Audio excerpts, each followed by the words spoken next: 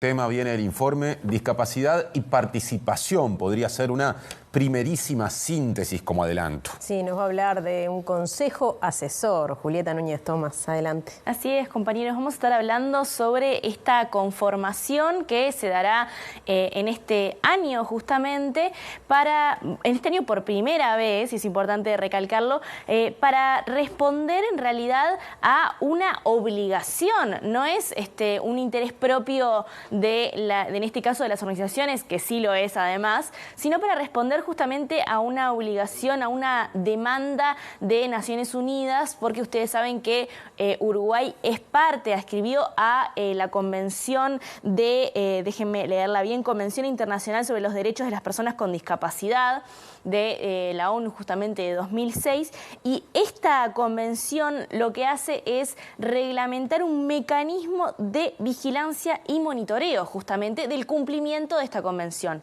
Y lo que exige este mecanismo es tener un consejo de estas características. Así que en este año 2023 se va a conformar, como decíamos, en la Institución Nacional de Derechos Humanos, este Consejo Asesor Honorario de la Sociedad Civil Organizada de y para personas con discapacidad. Importante resaltar esto, de personas con discapacidad y para personas con discapacidad, es decir, organizaciones de personas en situación de discapacidad y también de familiares, por ejemplo, de tutores o de quienes trabajan desde hace mucho tiempo con la discapacidad y sobre todo con aquellas discapacidades en particular que requieran de una representación que no pueden hacer estas mismas personas, ¿no? Entonces, no es únicamente de personas con discapacidad, sino también de organizaciones para personas con discapacidad. Es importante también decirles que este consejo que se va a conformar y que es importante decir desde ya que las votaciones son el 13, 14 y 15 de noviembre,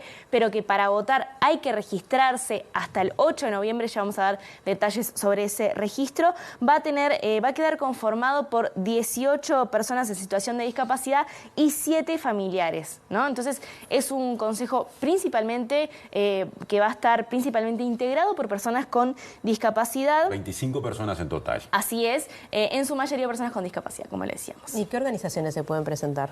Bueno, las organizaciones para poder presentarse a estas elecciones tienen que estar registradas en la Institución Nacional de Derechos Humanos. Vieron que hay un registro de organizaciones que tiene la Institución Nacional de Derechos Humanos y es importante mencionarles que no es necesario que estuvieran registradas con anterioridad a estas elecciones, pero sí que lo hagan antes del 8 de noviembre. Entonces, se pueden registrar por primera vez ahora sí en la Institución Nacional de Derechos Humanos y les recomiendo que se asesoren directamente con la Institución Nacional de Derechos Humanos para saber qué documentos hay que presentar, porque hay que presentar una declaración jurada y hay que enviar un documento con las personas, información diversa, pero poquita, es muy sencillo, de las personas integrantes de estas organizaciones.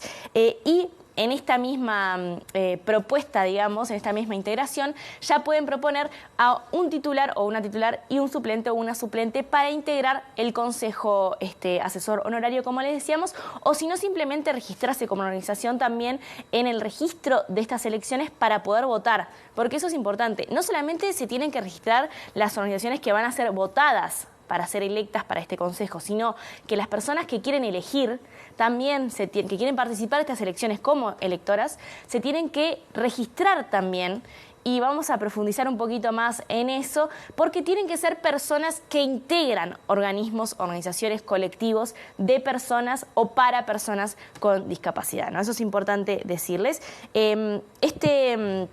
Estas organizaciones y personas que se van a anotar, que tienen hasta el 8 de noviembre, las elecciones las van a hacer mediante la página de participación ciudadana de la AGESIC.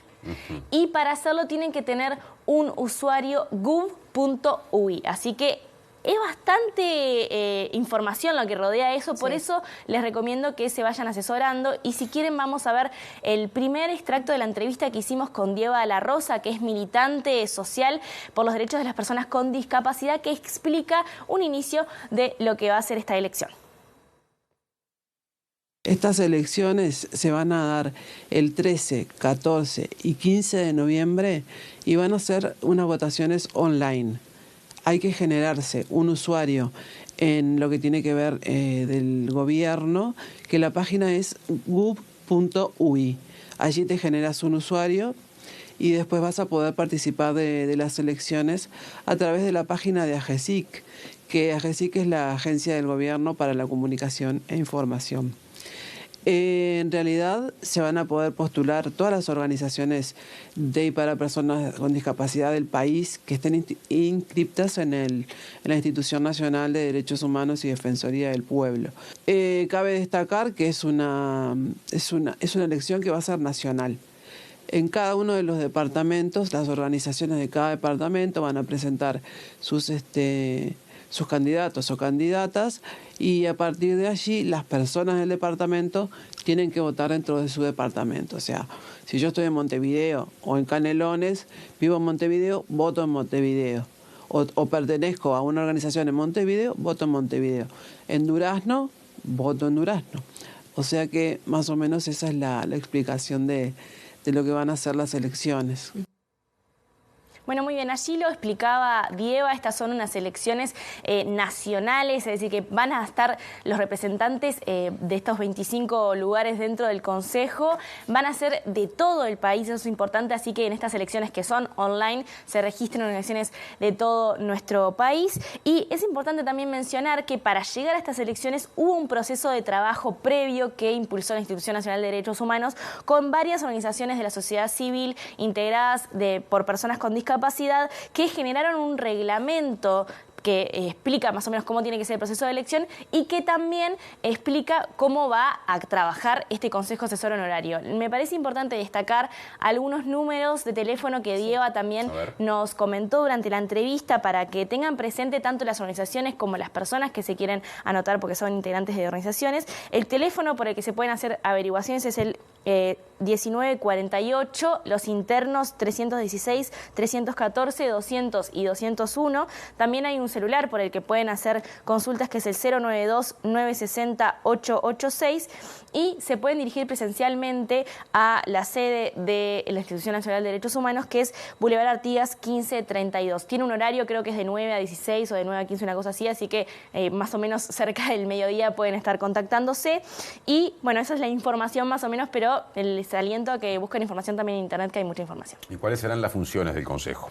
Bueno, este es un consejo que no va a tener una actividad vinculante, es decir, justamente es un consejo asesor honorario. Lo que sí va a hacer es ordenar, vigilar el cumplimiento, como le decíamos, de este convenio internacional. Y Dieva La Rosa justamente nos explicaba, bueno, cuáles son los cometidos que va a tener este consejo una vez que se conforme. A través de este consejo honorario, asesor honorario, vamos a poder generar, aportar a las políticas públicas. En el caso que la Institución Nacional de Derechos Humanos nos necesite también para poder ayudarlos o asistirlos en determinados temas que podamos ser, ¿cómo se puede decir?, referentes o entender bastante más de lo que puede entender otra persona, porque bien somos personas en situación de discapacidad y lo vivimos. Y bueno, y todo lo que tiene que ver con vigilar sobre todo la convención, que la convención se cumpla, cada uno de sus artículos, porque la convención es muy larga y habla de todos los derechos de las personas en situación de discapacidad y las personas también que son representadas por su familia o por su tutor, y básicamente es eso.